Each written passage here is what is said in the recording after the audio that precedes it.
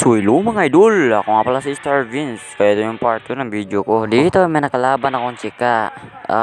Pinobel pa talaga niya. So pero syempre may chika pipsa yung kasama. Ay gamitin natin yung KOF. Syempre pinik ko yung pinakapoging nila lang sa mundo, si Chupapi Munay mo. At dito ay nakatapat ko nga pala dito ay si Kari at si Franco. Una pala yung laban ay malakas na yung kutob ko. Pero wait lang, ano yan? At so dito mga boy, napitas ko nga pala dito yung Kari.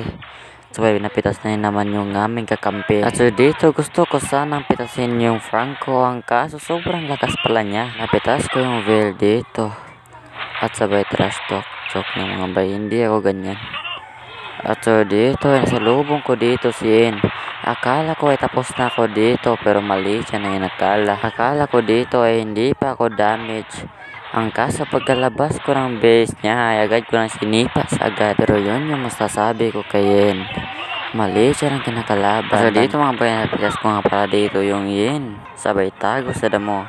Mga idol. Ang kaso dito mga idol ay napitas ko yung Veil dito mga idol.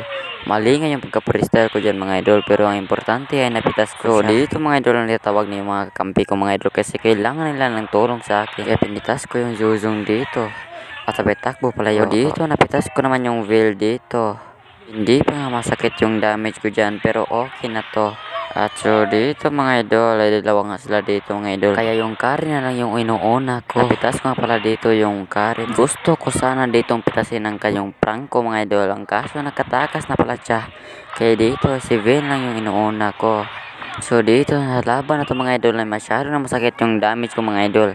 Kaya dito pinasok ko na kagad si Kari mga idol bago pa makatakas yan. So dyan mga idol, makita nyo naman mga idol kung gaano kasakit yung damage ko. At so pagkatapos yung mga idol ay naalala ko na nga lang si Veil dito. At napitas ko yung Veil dito. Ay sa tago ang muntik na nga ako dito mahuli ni Franco. Buti na lang ay nakailag ako. Kaya tignan nyo naman yung kill ko mga idol. No date.